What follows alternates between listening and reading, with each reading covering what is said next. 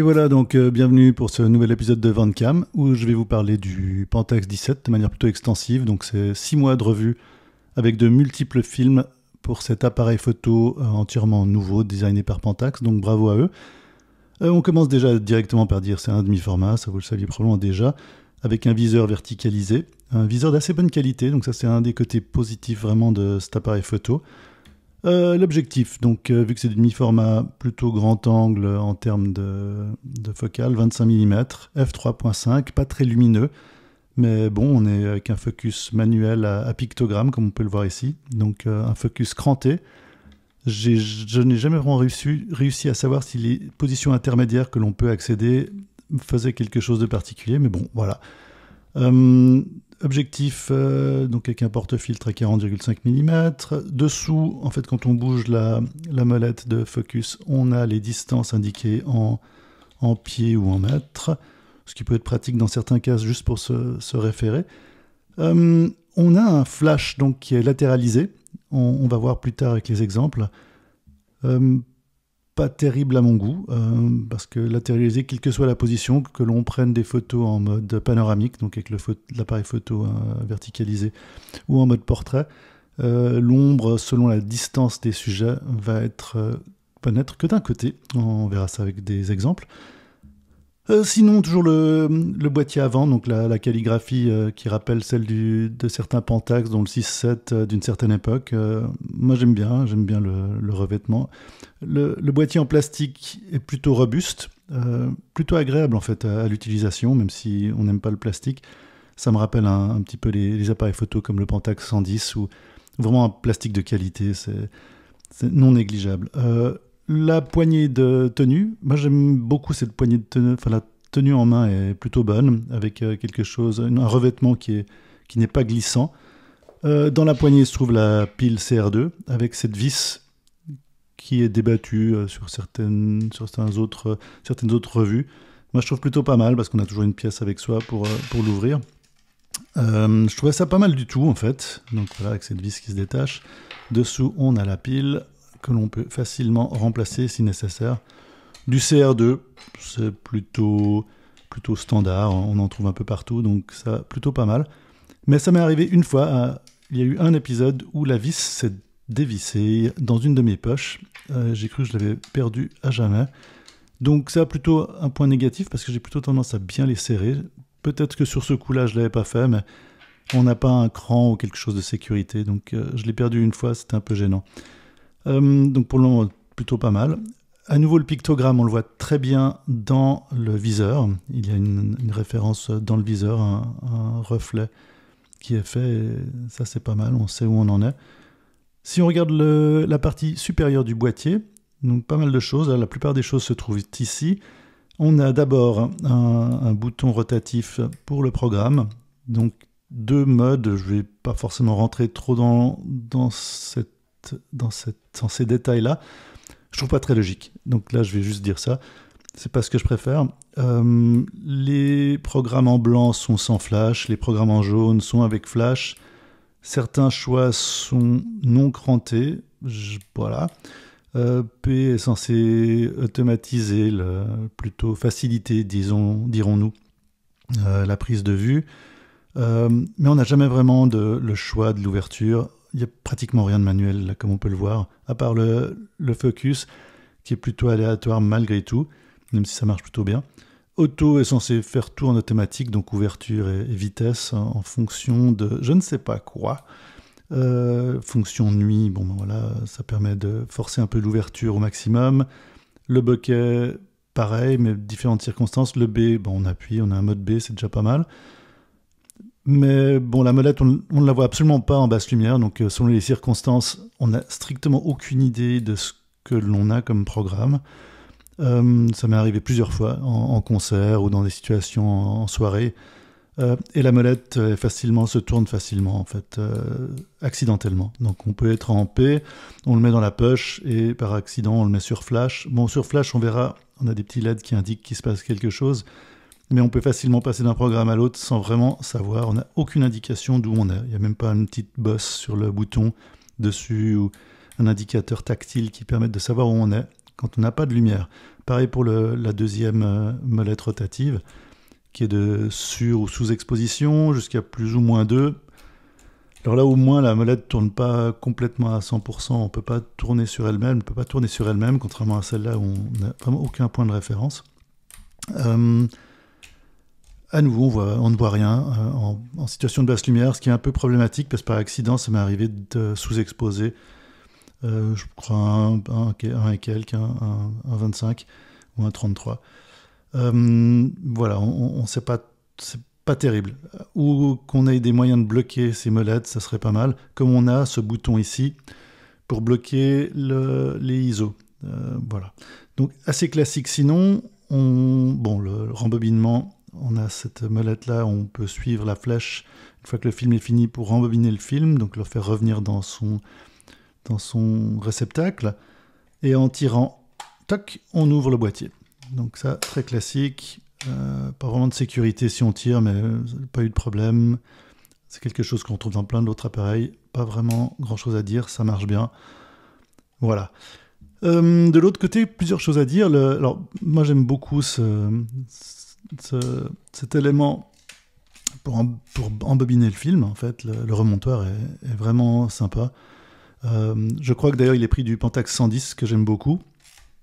Très confortable, la sensation, le bruit, d'un point de vue sensuel, ça marche bien, c'est rapide et tout. Je comprends pas très bien le cran ici. On a un cran qui pourrait servir à allumer l'appareil, mais on a un deuxième bouton pour allumer l'appareil. À nouveau problème, on n'a pas l'impression que c'est un problème à la base, mais quand on allume l'appareil, c'est à moins de se souvenir par cœur que, bon, c'est pas compliqué, mais que allumer c'est comme ça, éteindre c'est comme ça. Parfois on va l'allumer par erreur dans une poche. Et s'il est en mode flash, voilà, le LED tourne et tranquillement vide la pile.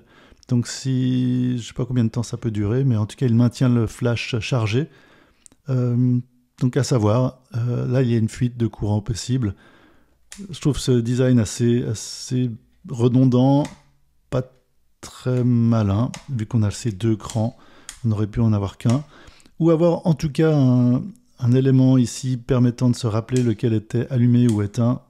Bon, pas très compliqué, mais malgré tout, je pense qu'en termes de design, c'est assez bizarre. Pour ce qui est de l'écran qui indique le nombre de photos prises, je vais allumer, pas terrible en visualisation. Alors c'est bien si c'est très lumineux, si on a une belle vue dessus, bien directe, et que nos yeux ne sont pas trop âgés. Mais c'est tout petit, c'est assez sombre, ça aurait pu être mieux, il est un peu en profondeur. La calligraphie est très fine, je ne suis pas super convaincu, beaucoup de peine à le lire, honnêtement. Mais bon, ça c'est assez secondaire aussi. Globalement, plutôt pas mal fait. Le viseur, vraiment un super viseur, avec des indications à l'intérieur pour le cadrage en proximité et à distance. Pas mal du tout. À l'arrière, on a une petite prise, là, une sorte de micro-jack, je ne sais pas trop comment l'appeler, pour la télécommande. On regrette qu'il n'y ait pas eu une télécommande peut-être mécanique, quelque chose d'un peu plus standard. En tout cas, moi je regrette. Voilà. Peut-être qu'on peut contrôler l'appareil ou faire des updates firmware en passant par ce connecteur. Je ne sais pas, mais pas terrible à mon goût. Ensuite, à l'arrière, j'aime beaucoup cette fenêtre où on peut glisser donc le bord d'un paquet de films pour savoir quel film on a dans l'appareil photo. Ça, c'est pas mal, à l'ancienne, mais assez bien fait. Ce côté plastique, au début, me dérangeait. En fonction du type de paquet, si c'est trop fin, puis qu'il y a un peu de colle, on a de la peine un peu à le glisser dedans, mais bon, voilà, c'est très secondaire. À nouveau, le revêtement de l'appareil est très agréable, ça tient bien. Le poids en lui-même me paraît bon. Sur le côté, pas grand-chose à dire. Bon, il y a les attaches pour les sangles. Une sangle fournie avec qui donne la distance macro. Voilà, bon. Marche plus ou moins bien, pas très utile en fait au final, vous verrez les résultats. De ce côté-ci, pas grand-chose. Et dessous, le bouton pour décrocher en fait le mécanisme de rétention du film pour qu'on puisse le rembobiner une fois fini, ainsi que l'attache pour un pied. Voilà, c'est à peu près tout. Que dire sur cet appareil photo? Bon, on va aller voir directement les photos parce qu'il y a pas mal de choses à dire. Et voilà.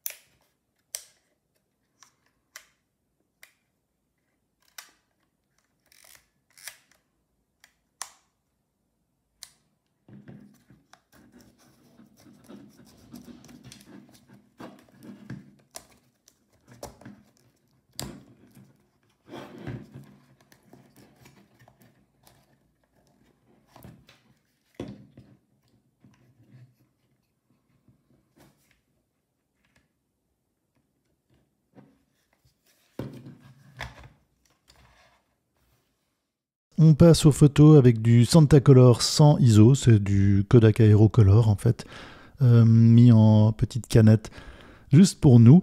Donc un film que j'adore personnellement. Donc ce film dans le Pentax 17, ce qu'on voit tout de suite avec les deux premiers clichés, c'est en fait la qualité de l'optique. Ça, c'est la première chose qui ressort, c'est vraiment quasiment pas de vignettage, une très belle définition malgré la surface du film, donc c'est très bien balancé entre la qualité optique et cette surface. Surtout avec un film avec une aussi belle définition que le Santacolor, ça marche bien. Ce qu'on voit tout de suite, là on va aller dans le zoom de l'image de gauche. Donc là on est au centre, donc dans la partie la plus qualitative, dirons-nous, de l'objectif. Ça marche bien. On voit que... Bon, déjà, on voyait que la géométrie était plutôt bonne, mais là, on voit vraiment la définition au centre est à peu près parfaite pour ce que c'est. Dans la périphérie, on voit qu'il y a peut-être une petite légère perte de définition, mais c'est pas vraiment marqué, il n'y a pas vraiment de déformation autre que la perspective dans laquelle j'étais. Très belle définition malgré tout, vraiment quasiment pas de vignettage. Je suis pas sûr qu'il y en ait du tout même. Si on regarde une image en mode maintenant un peu plus panoramique, à nouveau là on le voyait avec ces couleurs en plein jour, ça marche bien, le rendu est vraiment très beau. L'exposition n'a rien à faire en manuel, ce qui est à mon avis un problème. On ne peut ni régler le temps, à part si on est en B, bon, voilà, ni l'ouverture, mais ça marche bien. Donc là à nouveau, c'est un film qui résiste assez bien à des légères surexpositions et sous-expositions. Là, on le voit avec ce coucher de soleil sur cet étang. Alors là, les photos étaient au Danemark. À nouveau, on a un rendu global de cette optique et un automatisme qui marche bien. On force un petit peu les contrastes. Là, on va vraiment dans le contraste. Alors avec vraiment le rendu de cet aérocolor, hein, on voit un petit peu les effets dans les hautes lumières. Mais malgré tout, l'exposition est correcte. L'appareil photo fait un très bon travail d'exposition dans cette condition un peu plus extrême à gauche ou dans une condition de haute lumière. Bon, alors là, pas de problème du tout, mais avec ce champ de blé, on voit vraiment que la résolution est bien là. On zoome dedans, là, on voit vraiment ce détail. Là, on est en bas à droite, même en périphérie. L'optique, rien à dire, très très beau. Ce qu'on avait déjà dans les optiques Pentax de ces appareils photo à film de l'époque. Là, on retrouve vraiment ce caractère. On part sur du panoramique. Que dire, le focus, c'est moi qui le fais. Vu qu'il n'y a pas d'autofocus, c'est un petit peu aléatoire, mais en général, ça marche bien. Là, cette photo de la mer. À nouveau, je zoome au centre pour voir qu'il y a du détail. On voit vraiment le grain du film. L'objectif rend suffisamment bien. On est toujours au Danemark. Là, c'est les plages du nord-ouest du Danemark. À nouveau encore, on va regarder dans les détails d'autres scènes avec des contrastes un peu plus marqués. Là, c'est un détail d'un village danois.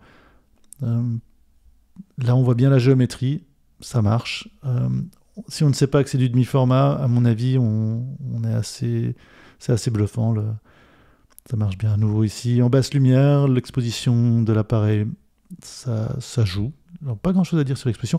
On voit qu'il y a une petite déformation, par contre, géométrique, quand on est un peu plus proche qu'à l'infini. On le devine sur le lampadaire, sur la fenêtre. Voilà. Donc ça, c'est une petite chose à prendre en compte pour certains types de photos.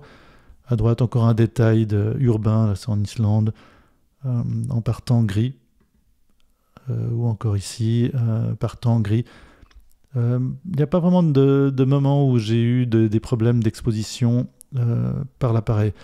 Je suis un peu dérangé sur le fait qu'on ne puisse pas régler l'ouverture soi-même, ou le temps, ou l'un ou l'autre, enfin, qu'importe, mais surtout l'ouverture. Et ça, je pense que c'est vraiment quelque chose qui est problématique. Deuxième film, on passe à du OASCA 200 ISO. Donc ça, c'est du Vision 3 où on a enlevé la couche anti-halation derrière. Voilà, donc belle résolution, mais avec des halos dans les très hautes lumières, dans les contrastes. Là, on a des chaînes de volcans en Islande vues depuis Reykjavik, avec ce rendu de couleur du OASCA assez typique. Rien à dire à nouveau, là on avait déjà vu quelques photos, la géométrie c'est vraiment bien, le focus même à l'infini, on a une belle définition. L'exposition est bien gérée par l'appareil. Si on regarde ces deux autres images, à nouveau un peu les mêmes circonstances, là on a vraiment le rendu de couleur de cet OASCA qui diffère évidemment des autres exemples. On a vraiment du détail. Ouais, je n'ai pas vraiment eu de planter, encore 2 images, dans les expositions de mes photos en utilisant le Pentax 17. Je regrette vraiment le fait que, j'en ai parlé quand je montrais l'appareil, que les molettes ne soient pas bloquables pour bloquer les programmes. Parce que des fois j'ai eu des petites sous-expositions et ce genre de choses. Voilà encore 2 images. Donc là on est dans les alentours de Reykjavik, là on est en Islande. On voit que... Bon, là aussi, c'est halo autour des hautes lumières. Là, ça, c'est l'anti-halation qui n'est pas sur le film. C'est un peu décevant de ne pas pouvoir utiliser cet appareil photo avec cette optique qui est vraiment très belle, de manière un peu plus manuelle. Alors, peut-être qu'on peut faire un firmware update dans le futur, mettre un autocollant sur une des molettes, mais je ne suis pas du tout un fan de leur programme. Voilà, on va zoomer un petit peu sur le bord latéral de cette image. Alors, il y a une petite tache sur le négatif. Mais on voit que la résolution de cette optique est superbe.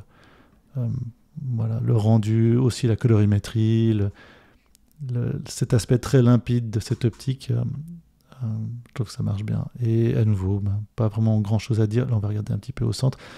On voit les détails sur la tige de la fleur. On a vraiment de quoi faire malgré le demi-format. Ici, un film avec du Kodak Color 200 expiré en 2005, donc à peu près 20 ans d'expiration. Alors là, je n'avais pas compensé l'exposition. Donc on a volontairement du grain. À nouveau, en toutes circonstances, l'appareil photo est assez intéressant à utiliser. Je regrette que le couplage en fait, de l'obturateur sur la prise de photo, il y ait toujours un petit délai.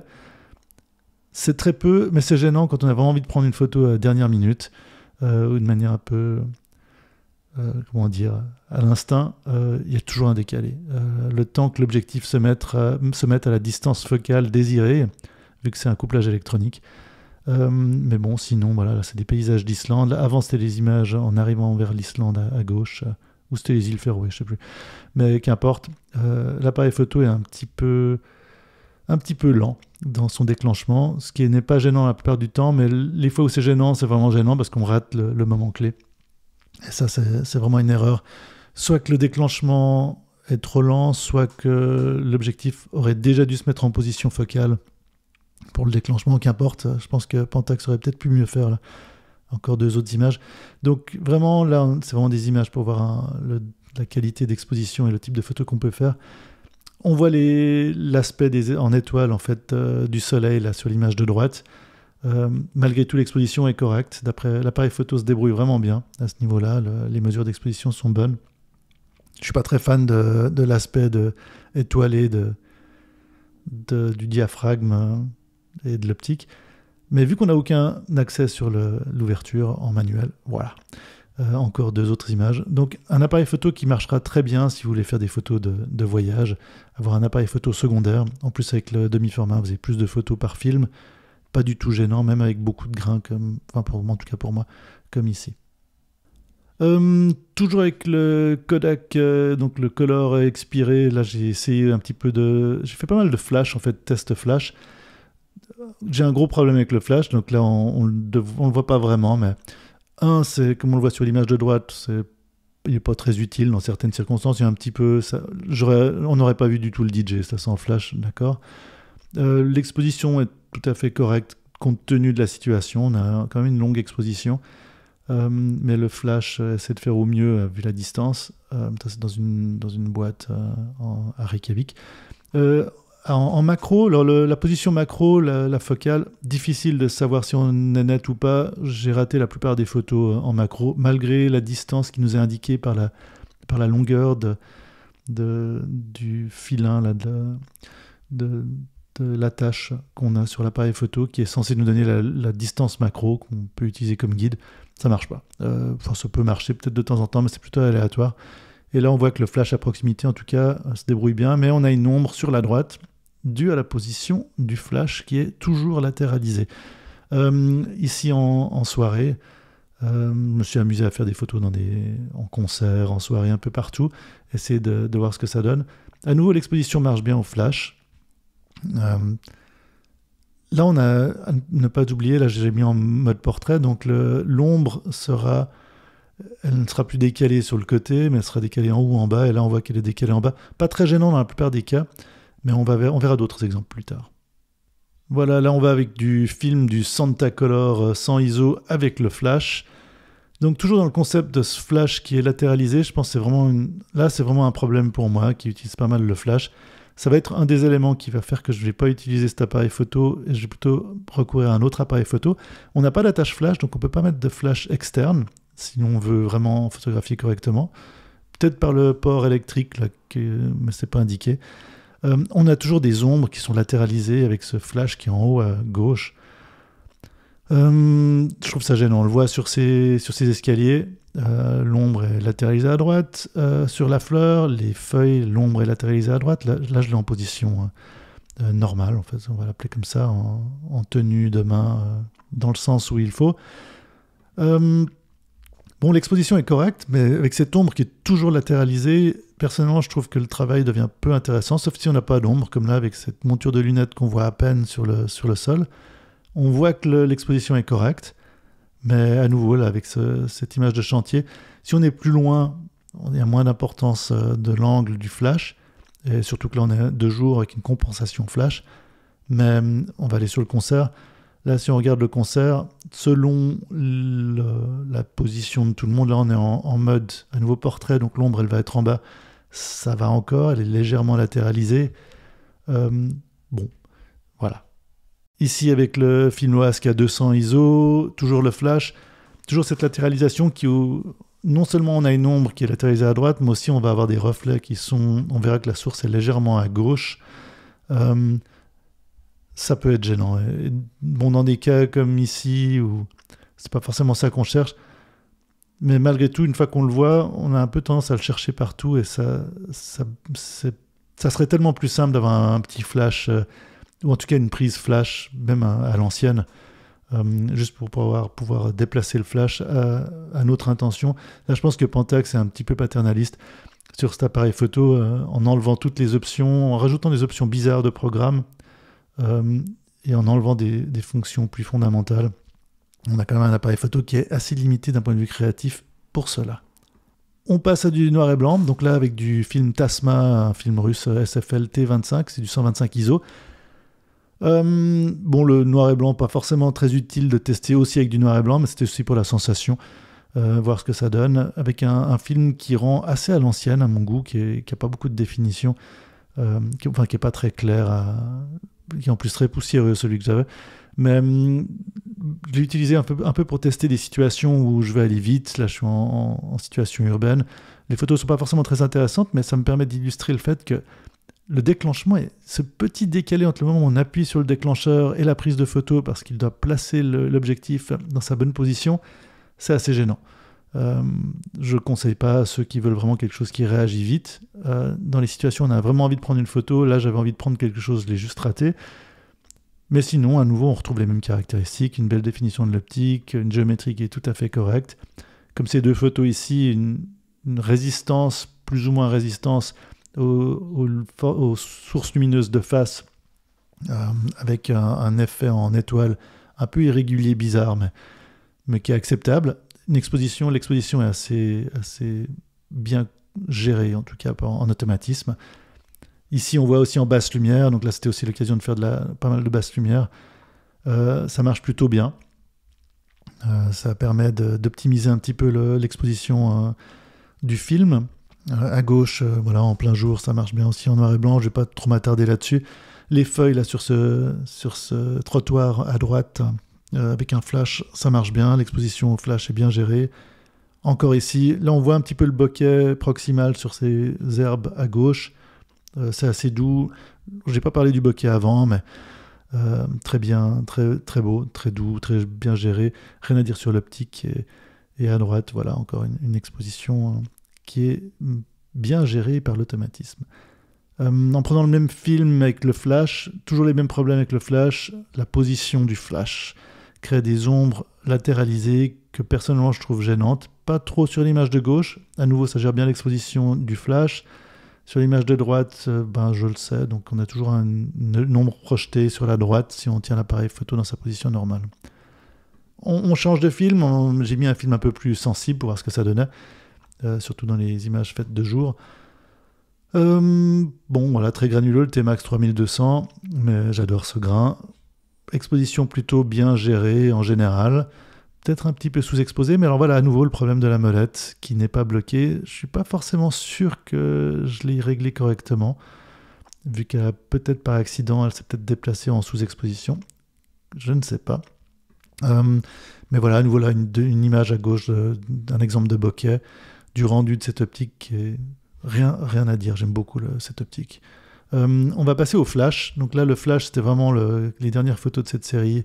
Ça va être le flash. En concert, ça marche plutôt pas mal. J'ai fait très peu de photos en concert. Si ça vous intéresse, le serial du mois d'octobre 2024, vous aurez des photos en fait de concerts, des mêmes concerts, pour voir ce que ça donne en numérique avec un optique. Vous pouvez voir aussi les exemples du Jupiter 3.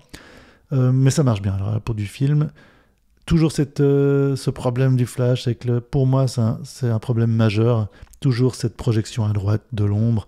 On voit avec cette DJ à droite. Ou ici, lors de ce concert, on a toujours ces ombres projetées. Là, avec la brosse à dents, c'était juste vraiment pour... je trouvais marrante cette brosse à dents. Mais deux, on voit clairement, là, quand on est proche, quand on a un fond qui est pas loin du sujet, le flash tend à projeter totalement à droite. C'est ennuyeux si ça vous importe de faire de la photo flash. À nouveau, 2 exemples de photos de concert. Ça marche plutôt bien. Ça a tendance un petit peu à sous-exposer parfois, surtout avec des films aussi sensibles que le T-Max 3002. Mais sinon, voilà, à gauche et à droite. Donc, image avec du flash. On peut en faire quelque chose d'intéressant et on peut se référer et être assez assuré par l'automatisme d'exposition de l'appareil. Ça marche bien. Un dernier petit récapitulatif de ce qu'on a aimé et ce qu'on n'a pas aimé. Donc, plus, qualité optique de l'objectif, la mesure d'exposition, la tenue en main et la sensation du boîtier, le remontoir, même s'il y a une position on-off qui n'est pas utilisée, la molette ISO bloquable, génial, le mécanisme de chargement du film, ça marche. Plus, un viseur large et clair, bien indiqué, l'anneau de mise au point, bonne sensation. Il y a des positions, on ne sait pas trop si les intermédiaires marchent ou pas. Le mécanisme de rembobinage, donc une fois qu'on a fini le film, classique, ça marche. Sensation des molettes, elles tournent bien, alors il y a d'autres défauts, mais la sensation est bonne. Et le compartiment pour l'étiquette du film, pratique sur le boîtier arrière. Plus, je dirais le capuchon de l'objectif, qui vient des objectifs du Pentax Q, s'accroche bien, nickel. Bonne sensation, c'est non négligeable. La vis du compartiment batterie, je trouve que c'est pratique, même si une fois je l'ai perdu, c'était peut-être ma faute, mais je trouve que l'idée est bonne, c'est pratique. Voilà, simplement, c'est bien visible. La sangle pour la distance macro, même si ça n'a pas très bien marché pour moi, je pense que l'idée est bonne, peut-être quelque chose à élaborer, peut-être avec une indication dessus des différentes distances et une sangle plus longue. Le flash intégré, pratique, même s'il a d'autres défauts. Et l'écart de correction d'exposition, plus ou moins 2, ça c'est super. Les choses un peu moyennes, la taille globale de l'appareil, plutôt gros, voilà. Les options de programme, pas très compréhensibles, honnêtement. On comprend le principe dans l'utilisation, ça ne marche pas vraiment. Le bouton on-off, qui est complètement redondant si on pense à celui du levier d'embobinage. Le manque d'indication de distance hyperfocale aussi. Ça, c'est pas très compliqué, moyen. Et le connecteur télécommande, pourquoi pas mécanique. Voilà. Il existe visiblement, mais on ne sait pas trop quoi en faire. Dans les négatifs, donc petit négatif, pas de multi-exposition, pas de réglage manuel de la vitesse d'obturation, l'absence de valeur ISO très basse. Il y a pas mal de films aujourd'hui qui sortent avec des ISO très très bas. Alors plutôt que de s'amuser avec la correction d'exposition à plus ou moins 2, voilà. Le compteur de clichés, très difficile à lire, soyons clairs, petit et un peu profond. Et l'appareil va se vider si le flash est allumé et l'appareil est en position on, parce qu'il essaie de se maintenir chargé. Voilà. Plutôt négatif, les molettes non lisibles en basse lumière, alors là on voit carrément rien. Si elles étaient bloquées, pourquoi pas, là elles bougent un peu, on y reviendra un peu plus tard.